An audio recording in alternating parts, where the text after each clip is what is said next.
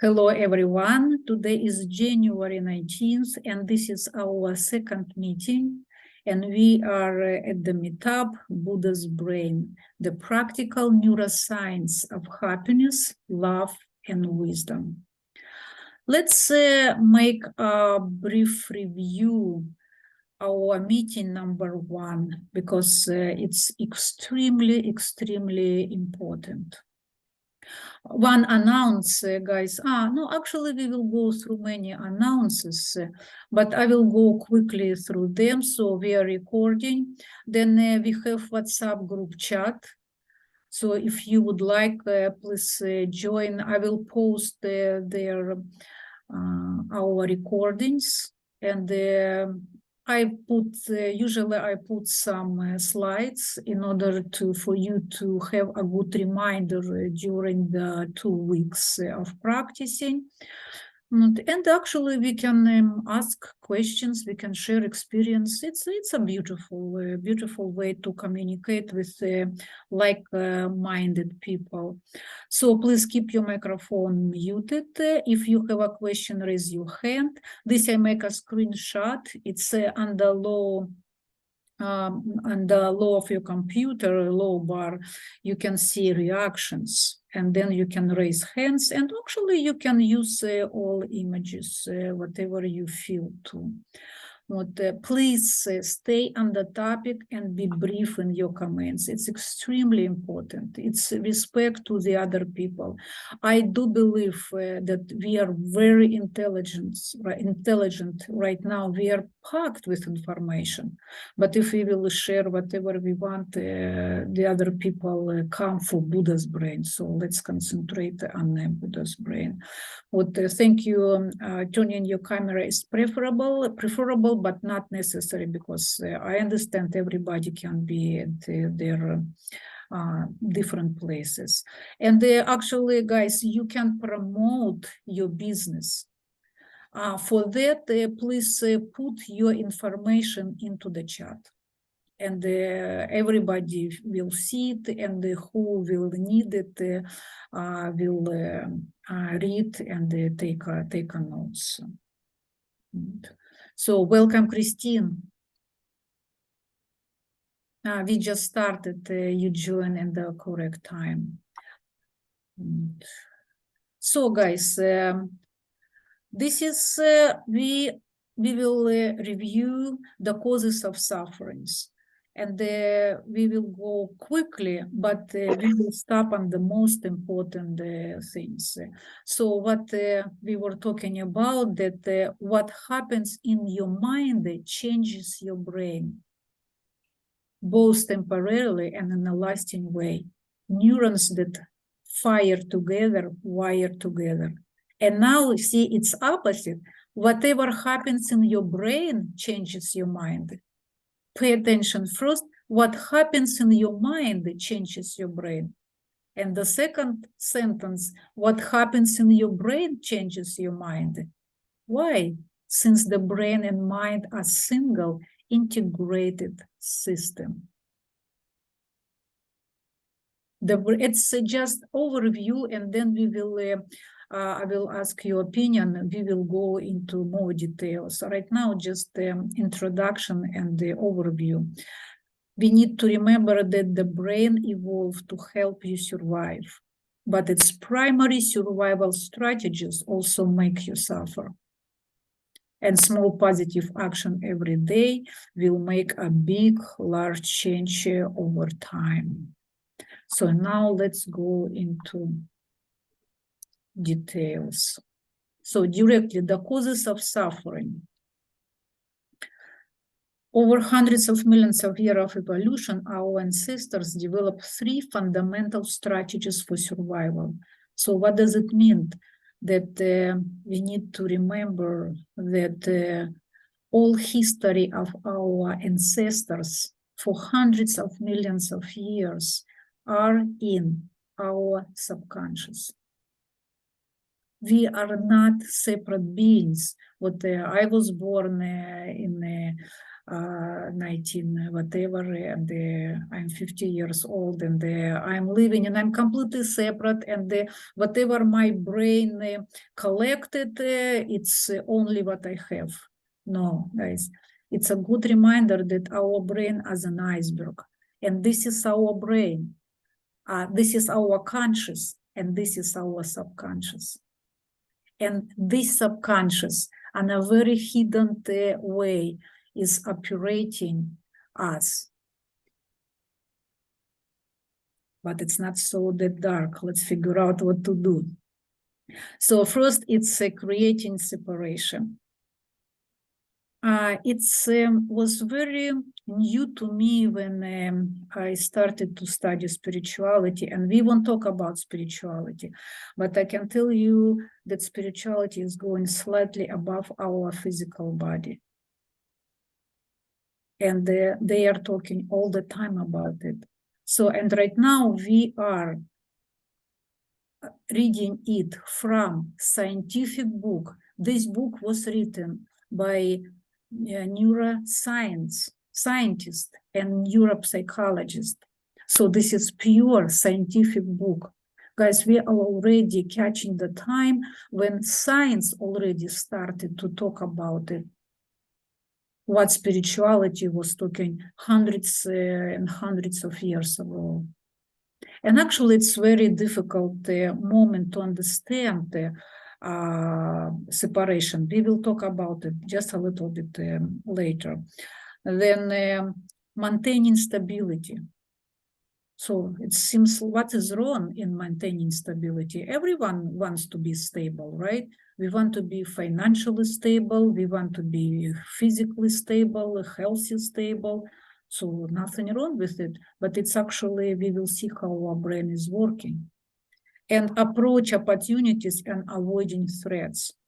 Again, everybody wants to avoid threat, right? Everybody wants to approach opportunities.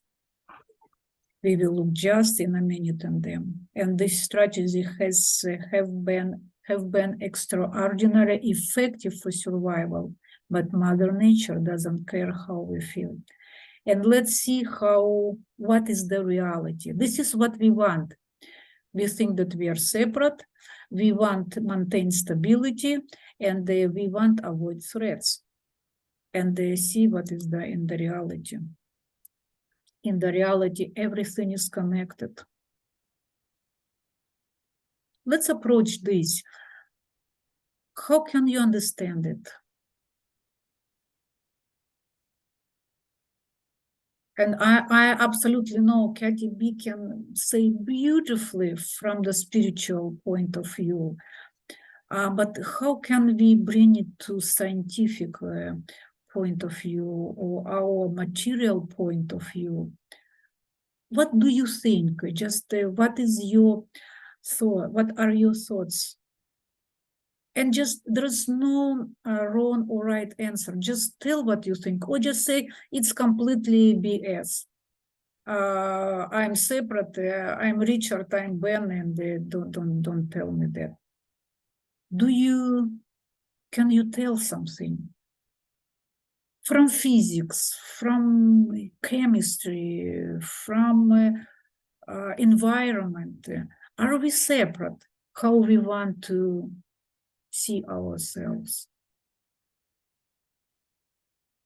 How is everything is connected?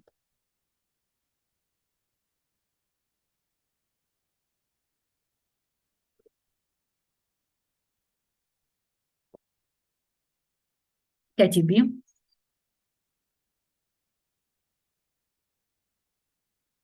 I think you're muted, sweetheart.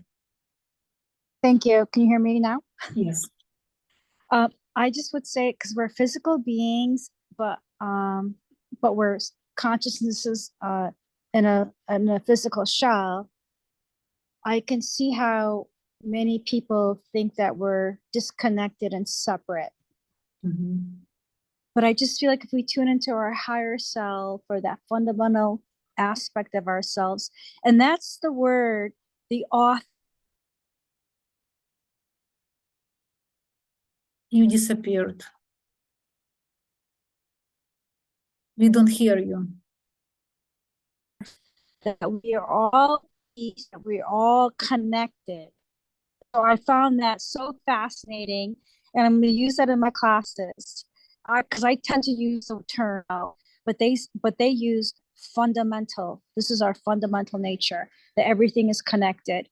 Um, I had some like issues, push and pull with what I heard or what I read, because I feel like in our modern world, the threats are self-created.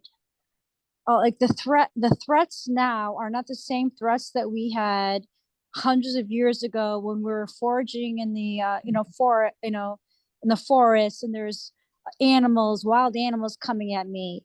I feel like the threats now are very psychologically created. So I do not feel they are inescapable. I feel like they're just a psychological mechanism of the modern world, that we have threats that we perceive now that are so different than our physical threats to survival, like thousands of years ago when humanity was first created. Thank you. Absolutely. Yes. Good. Richard? I'm not sure if it's the same thought, but I recall that we are the creators of our own realities.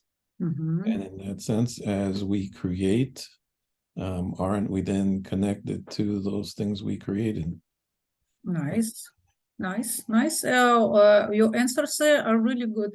Let's see what the author is saying. And again, it's not the full picture. I just brought the main options, main points, in my opinion. So they are saying that to live, an organism must metabolize, right? It must exchange matter and energy with its environment. The energy you use, for example, to drink a water, comes from where? From sunshine, working through the food chain. So in a real sense, lights lift the cup to your lips. Sunshine, food, metabolism, and we are doing. We are eating, we are walking, we are breathing. Are we breathing by ourselves? Are we creating air by ourselves? Are we creating food ourselves? Let's look at our atoms in our body, including oxygen in your lungs and iron in the blood. You know that everything, those oxygen and the iron, was created inside of stars. And in the early universe, they are saying that only hydrogen was only one element, and the planets, they like fusion reaction, and they were pounding together that hydrogen and release a lot of energy.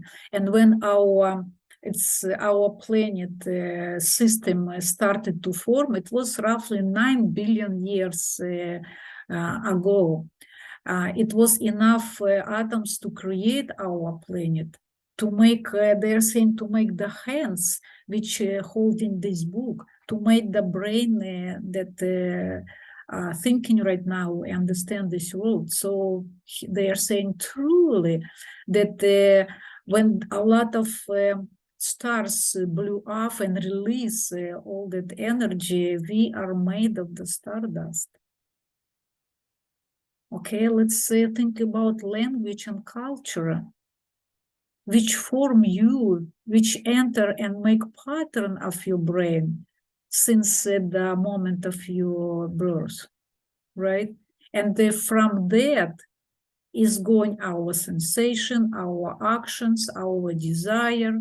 It shape our view, personality, emotions.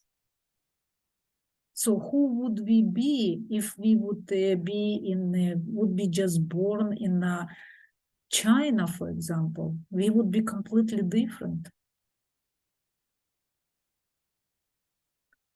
think about people, situation, who also form your opinion and change you to somehow. So everything is connected. Yes, Richard?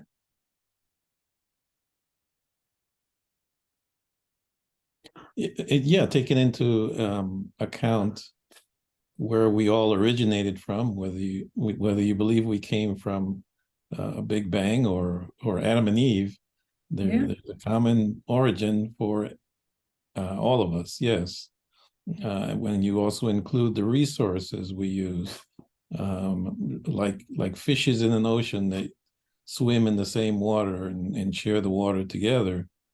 We also share all the resources that we consume. And in that sense, I guess you could say we're connected as well. Yeah. Understood. Thank you. Katie B? Yes, I think the example in the book was, what if you were raised by parents that you know live in Africa, or what if you're raised in parents that live in another part of the world? So that just made me think of nature versus nurture. If we were all raised in a different part on this beautiful planet, we could be projecting a whole different energy. So I thought that was very poignant. Thank you. Yeah, thank you. Thank you. Yes. Number 2, and if you remember, we try to keep stability. What number 2? This is the cause of suffering, maintaining stability. Actually, everything keeps changing. And see what happens, Ben? The way I see it is sometimes we want something or desire, no? Like it's a very Buddhist thing that desire is the cause of suffering, no? But it's not only attachment or desire. Because everything is connected, we forget that everything is connected. And we don't remind ourselves that every body is everything that is connected. And everything, like things are not people. We're made of things. We are part of things. But people are a little bit more complex than things. So everything, things are connected like people. And the approach, like you said, that is a part of business. And I like business, or fulfilling your desires through money, or fulfilling your desires to other people. And my opinion, the best way to fulfill your desires is when you let other people have what they want, and you get what you want by them getting what they want. Beautiful. And unfortunately, it takes a little bit longer time to understand that, because generally we have our initial instinct is to get for us what we want right away, like the animalistic or intuitive, selfish primate or monkey. We want it now, you know. Yes. But you know, older you get, you realize that the less suffering in get what you want is letting other people have what they want, and you help them get what they want. Yes. And I figured out, and that's what I'm going to do, because it makes things simple. It's simple. I'm going to help you get what you want, and then what do I get from it? No? Oh, what's for me? No? Is that weird? No? What for me is actually eventually, and it's a matter of time, people, when they get what they want, they'll give you something from it. Nice. If you give somebody 5 oranges or any fruit or whatever, like the monkeys from the tree, hey, they'll give you 1 because you help them to get it. So at the end, you still will get it, but you have less responsibility of ownership. Ownership is a very heavy burden to some. I see what you mean. Yeah, ownership. Yeah, thank you, Ben. Nice adding. Katie B. I really appreciate Ben's point, but I would say it's not with one party getting what they want. It's a cooperation. It's a collaboration. So it's about both of you coming to the table with mutual compromise. It's not one over the other.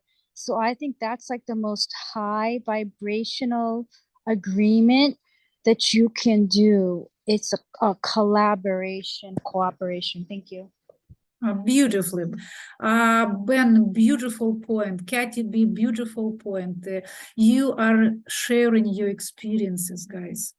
And both of you are absolutely correct. Like Ben shared his experience and it's working for him. And it's nice and kind. Katie B, you're sharing your experience. And on your experience, you are getting a lot of people who are connecting to you. Beautiful. Thank you, guys. I absolutely love your adding and sharing your experience. Okay, let's go to the second cause of suffering. Everything keeps changing, but we want to maintain stability. And in the book, what the author is saying that we want stability. But while everything is changing, our brain is signaling us this change, and this change, and this change, and this change. And we become anxious and we become worried and we create resistance because we are saying, no, I don't want change. I want stability. Give me my stability. But what we are doing, we are trying to fight inevitable, and something which we cannot change, which we cannot change, or we cannot create that stability. It's impossible. So if say simple language, it's impossible to keep stability all the time. We need to understand that everything keeps changing and actually accept it. Accept it and they change whatever it's necessary. And when our brain is working, for example, when those signals of changing coming to us, right away, the hormones start to work. And for example, they produce, you all know adrenaline, produce cortisol, and then is going pure chemical reaction, which we are following as a worry, fear, and anxiety. Number 3, do you remember what was it? Approaching opportunities and avoiding threats. Opportunities routinely remain unfulfilled or lose their luster, and many threats are unescapable.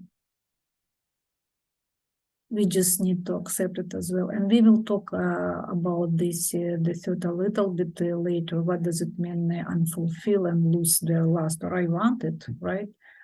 But we will talk about it just in a minute. This we will skip. Only this I wanted to say. This was comparison between us and animals, and it was said that animals do not have that complex nervous system. And it's only we humans created it. And we got frustrated if we got frustrated, we are disappointed that we are disappointed, right? Or somebody else is disappointed. We suffer because we suffer. So what is this the most important? To just remember that all kind of sufferings. I don't talk about pain. We need to separate the pain. It's physical pain and it can be unavoidable. We need just go and cure it. But the suffering, all suffering is mental. And it's all constructed by the brain. It's basically made up. And as I was saying, which is ironic, poignant, but supremely hopeful. Yes, Ben. You're muted. I agree that all suffering is mental, but the repercussions are physical. So really, you feel the threat, you feel the suffering in your body as an emotion, but it comes from a mental. And the way I see it, at least for me, is as soon as you attach to something, Nice. the attachment is not what you get from it. It's just the idea that you think you need it and to survive, you know, in many levels, you know, I mean, your identity, your physical security, or different levels of attachments. And sometimes even a higher level of attachment, like if you have a guru or God or religious levels. Also, some people get attached there, and when that person is not there, or whatever is not there, they feel like their life is gone because they're attached to it. What I'm going with that is, yes, there is a psychological component, but there's also a physical component of attachment, of fear, of like to things not change because it gives you stability. Anything you attach to, it gives you some degree of stability. As soon as you don't have it, you feel like you cannot survive. You know, it could be money, it could be a job, it could be a loved one that is not there no more. And then you feel like a loss. And then you have to go through the period of time of the loss. And then you realize that probably you never needed it. It's a good point. You're right. So, yeah, and that liberates you from the suffering that you had when you feel that you actually really, because you're surviving without it. So technically you never needed it, but once in a while the memory will come, and then you'll have kind of where there is a fire, there's always embers or smoke or smell of the fire. So it stays in the environment a little bit until it's gone. And but definitely, probably you never needed it from the first place. Great, Ben. You are going just a little bit ahead, but I'm very happy and enjoying to listen to you. We will talk about it just a little bit ahead, but you're showing that you're knowledgeable in this. This what you are talking about, that you probably didn't need it that much how you want it, right? Approaching involves suffering. It's what Ben right now described very nicely. So when you do fulfill a desire, the reward that follow are often not that great. They are okay. So look closely at your experience. Is the cookie really that tasty, especially after the third bite? Was the satisfaction of the good job review that intense or long-lasting? Think about your examples from your life. Hello, Sanjay. Very nice to see you. Welcome.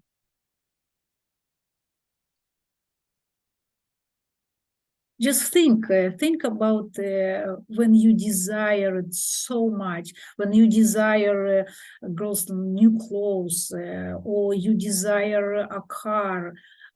It's already huge desire, right? You might enjoy for a week or two and 4 months, and then you kind of put it aside, right? But some people spend 10, 20 years to get something what they want. And this is very little examples, but I would like to, if somebody would like to share her opinion about it. Even would see the next, it's written, when rewards are in fact pretty great. So it's, for example, what I offered about the car. Many of them still come at a stiff price. What is the cost-benefit ratio, really? Ben? I think it's a very human thing that we want anything we want, no? Regardless involves, there is some pleasure, yes, involved. But the problem, because you don't have something and you want to feel the pleasure on the desire, it could be anything. And when you get that desire, that energy of desire itself is gone. So basically, what's happening is you don't have the desire no more. And the suffering that you had of desiring it and maintaining the desire, it was greater than the reward you got from the desire itself. And what's the lesson? I absolutely love what you're saying. Yeah, What will be the I'm a lesson? man. I'm a man. I'm more connected to desire. Example, I think men and women, a woman wants a relationship. It's not like she doesn't have a desire, but she wants more something that will build something. The men, no, not true. Some do, but in reality, they just want the pleasure. So as soon as they get the pleasure, something else have to keep them in the relationship. So it's just like anything. What was the question? I forget. I got diluted a little bit. No, you can finish, of course, what you're saying. Yeah, but you asked me something about. Yes, because you know this very well.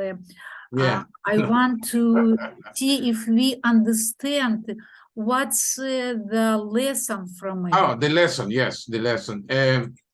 The lesson is there is something beyond desire or fulfilling the goal or something else. And if you really don't look for that, the desire itself won't be able to satisfy you. Okay. So I would say you have to work with yourself, really, and that the goal is not really to fulfill your goals or your desire or whatever you want, is something that is more than that. And that's the part that you have to go, because it's something that really you cannot fulfill in the moment, because it's very fleeting and it goes away really fast. Something that won't burden you. It's like they say people buy a boat. The first day they're happy because they got it, and then the last day when they sell it, they're very happy. So they have these two kind of thing, you got a boat. Oh my God, I'm so happy I got it. I want this boat and this and that. And now I have the boat, so I'm kind of suffering. I have to park the boat in the marina. I have to pay the gas. I'm really suffering.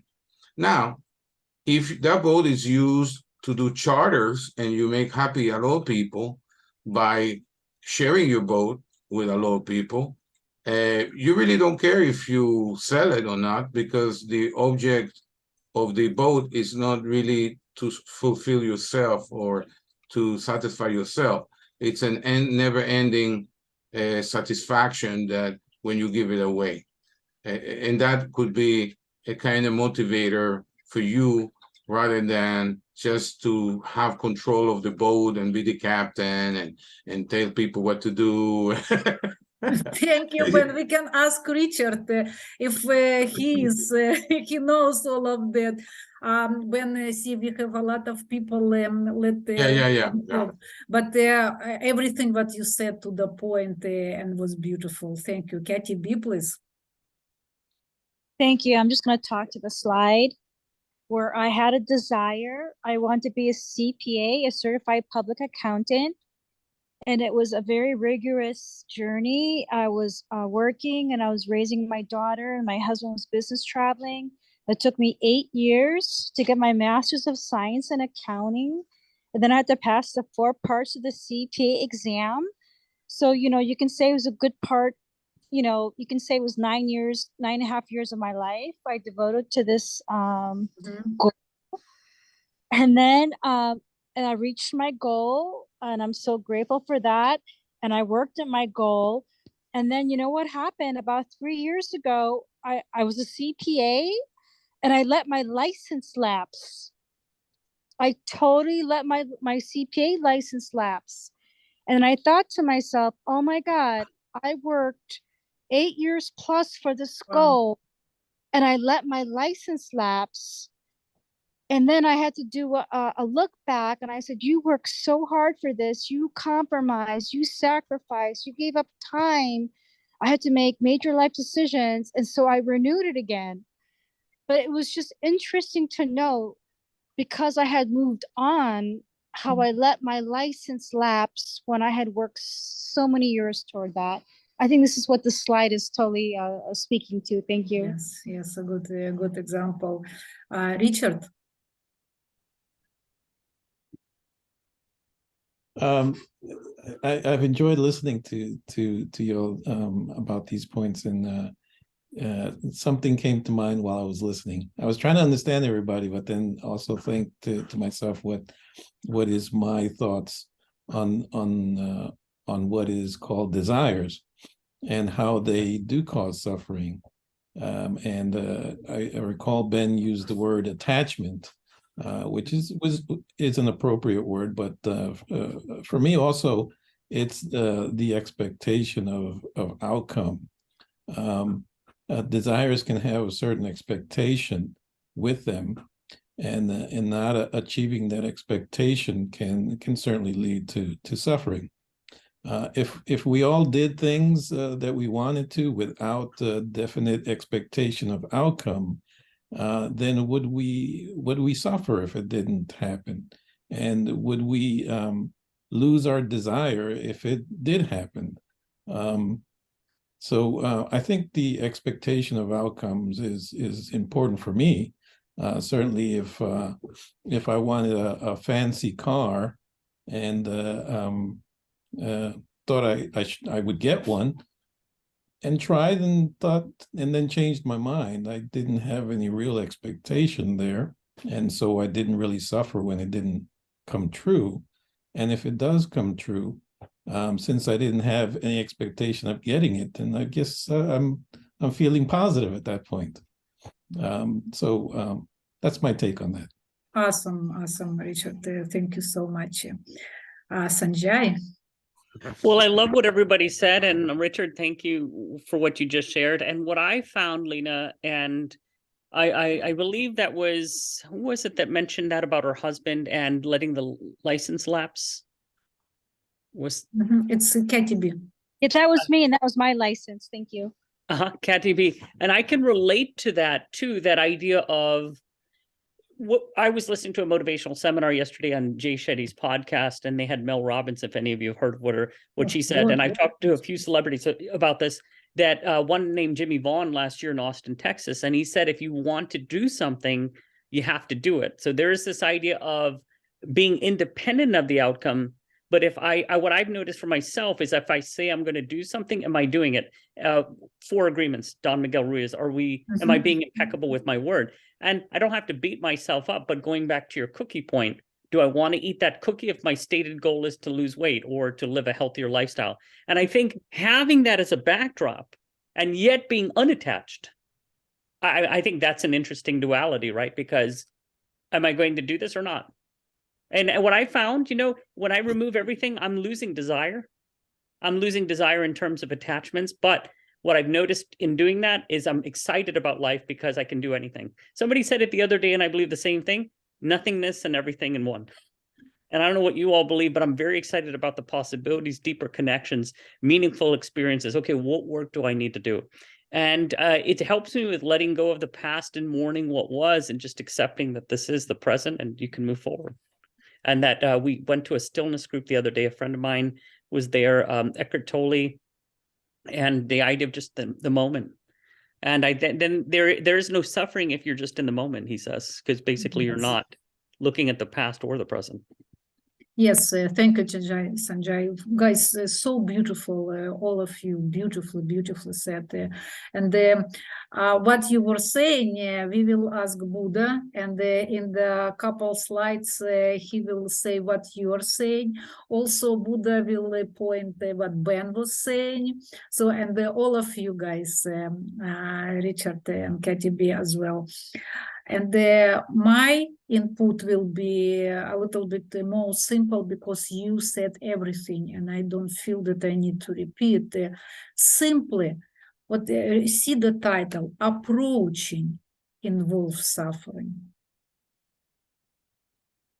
So this, what does it mean? That while we are approaching something, we are suffering.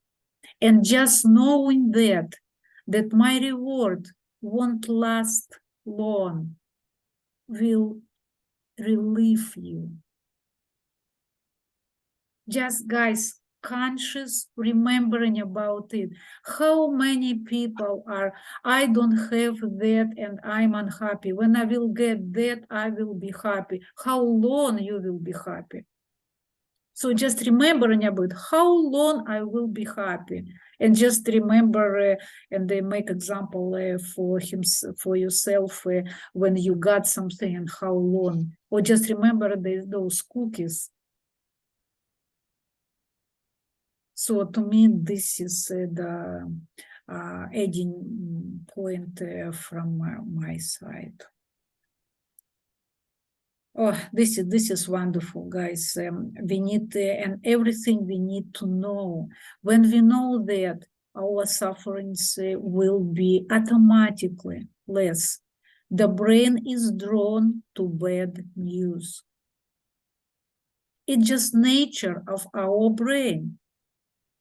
We talk on the last meeting about that in order to cover one negative situation in a relationship, it will take 5 positive situation in order to forget or kind of cover the negative situation. This is why all news and are full of bad situations. Do you think that in the world there is nothing positive? You know what will happen? Positive is like around 75% and 25% is negative. But we are listening only about negative situations.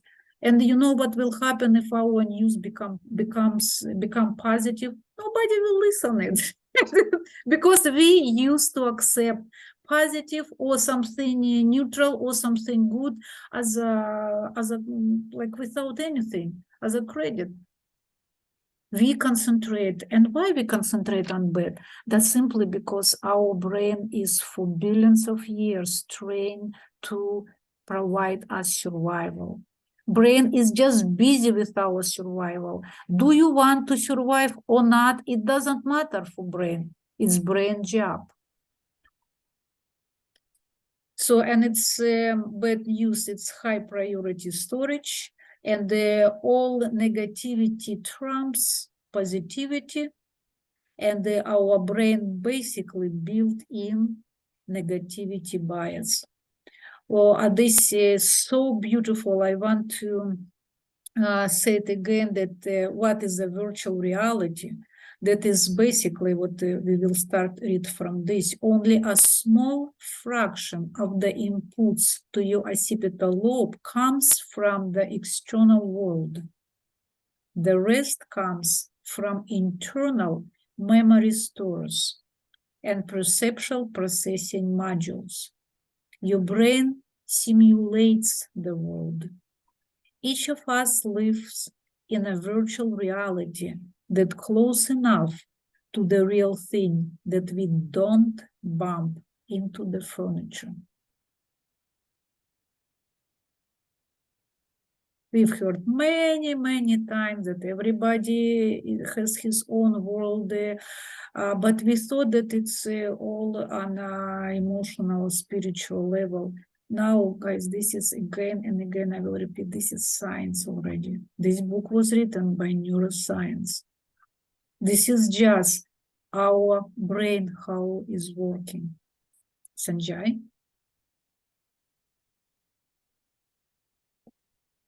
You are muted. I can unmute. Sorry, let me lower the hand. Mm-hmm. Sorry about that. It was up from before. Oh, okay, Katie B.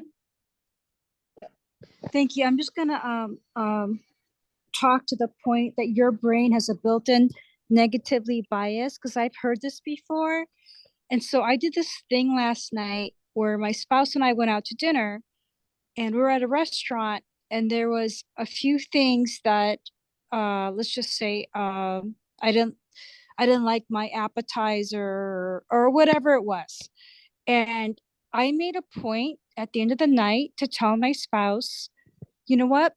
I like this about the restaurant. They had beautiful decor. I like that we could sit outside.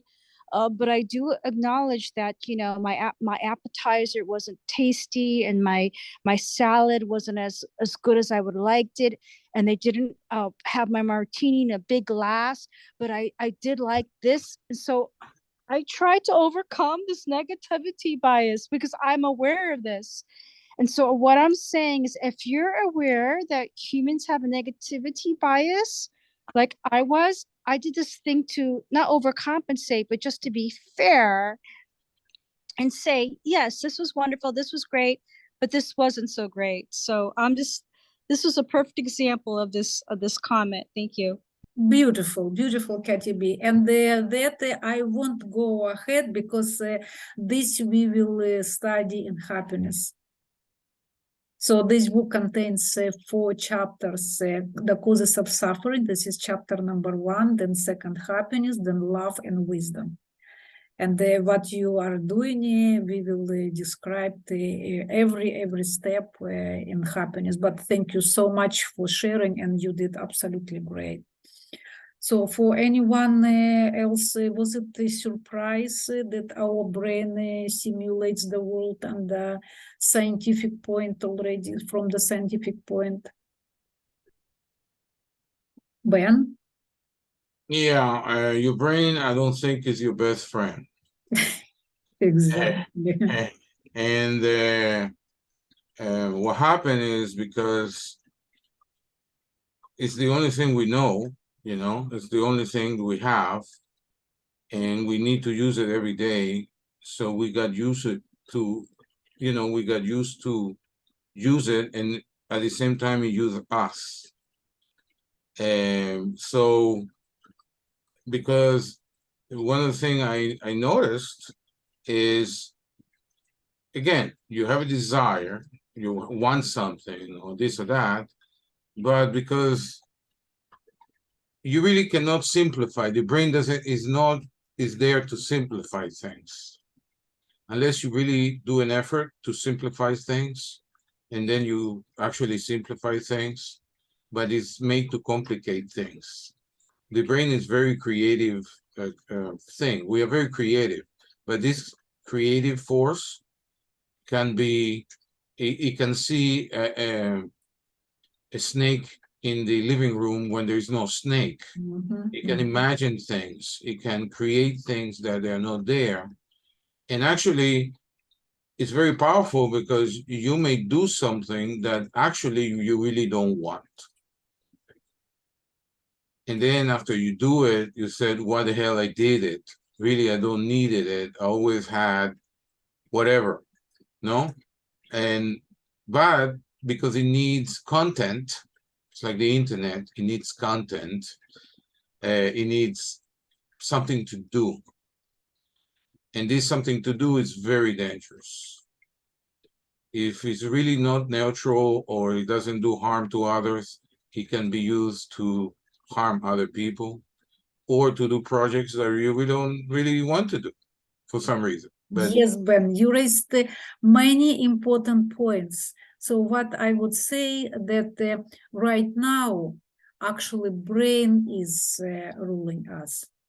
We don't have enough knowledge.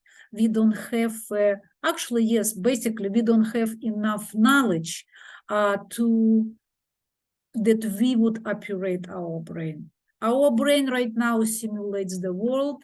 Our brain collected in its implicit memory whatever it wants, and it wants only our survival.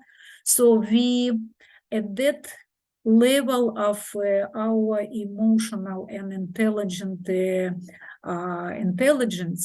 when we don't operate our brains. I believe that in the future, how to operate your brain will be studied in schools. And they would show us and will tell, see what the people were suffering in this time, and they will show crying people. Why that happened? Just because they didn't know how to operate their brain. Our brain is the most, we are actually the top of creation in our world. We are the top creation, and we got our consciousness not really far away. Maybe a couple of thousands years ago, we really don't know how to operate it. So we need to give ourselves a couple of, maybe not thousands, more years in order that we would get better, maybe a million of years. So thank you, Ben. Richard, please. I've thought about this a few times, that and the word virtual reality kind of gives a pretty good explanation, but our brains live inside our heads and not in the outside world like the rest of our body, and it uses the eyes for the most part as input devices, and also the ears and other parts of the body. But as we look at things, and whatever that vision is that comes through our eyes pretty much are somewhat limited in what they can do, and all our brain can do is just diagnose what it sees through our eyes and create what is our reality. Richard, another great point you raised. Like, guys, you're raising so wonderfully deep points. What basically you are saying that a child is born, and child is born with his or her brain is completely like a blank piece of paper. And whatever parents and environment wrote on it, it's become like a road, because our brain has plasticity. And for example, let's take a child 3 years old. Whatever he sees the situation, it's through his eyes, through his ears. It lay down and just write on the road, which was written by his or her parents. And only when a child grown up and they become to be more understanding, and once, if anybody wants to change ourselves, it's very difficult. It's like do a little path, but our brain can do that. Our brain has plasticity. So, for example, if something happened with us, right? For example, some negative situation. Outside, we remain the same, right? But inside, our brain is changing. And it's changing, okay, from one situation and changing a little bit.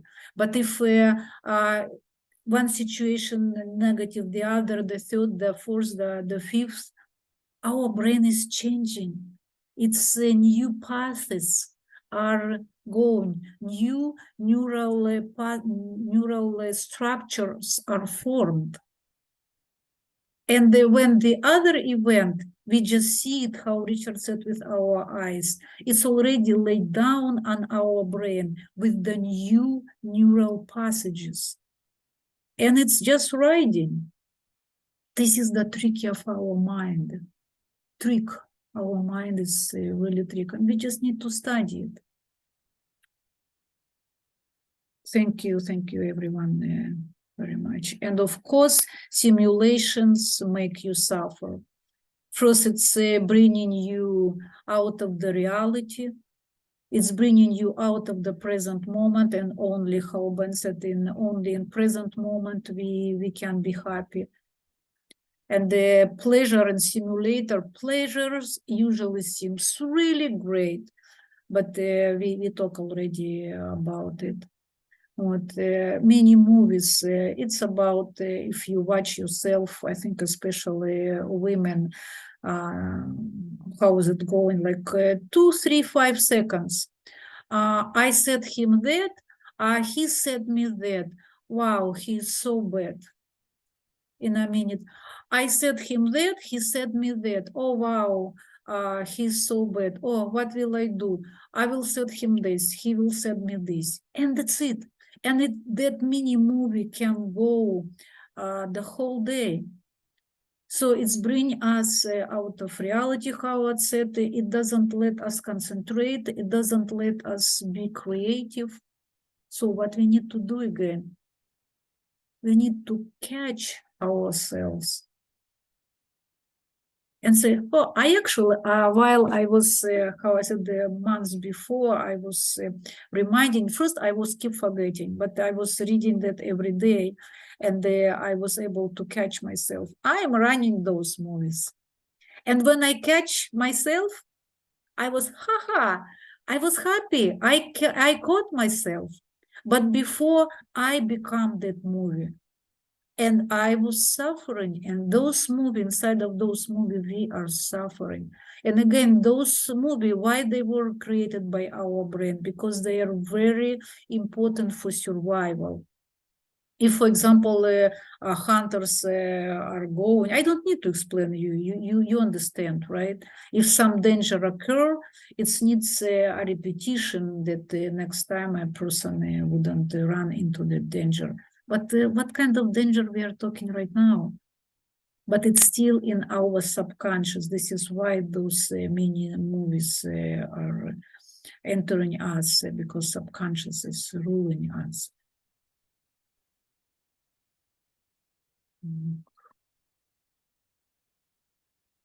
This is review, but we talk about it very thoroughly. And this the last. Oh, guys, let's make our 5 minutes break. Do you want a break? Let's vote. Who wants the break? 5 minutes. That's fine. Okay. Okay. That's okay. Okay. Then 5 minutes. 5 minutes break, and I will stop recording.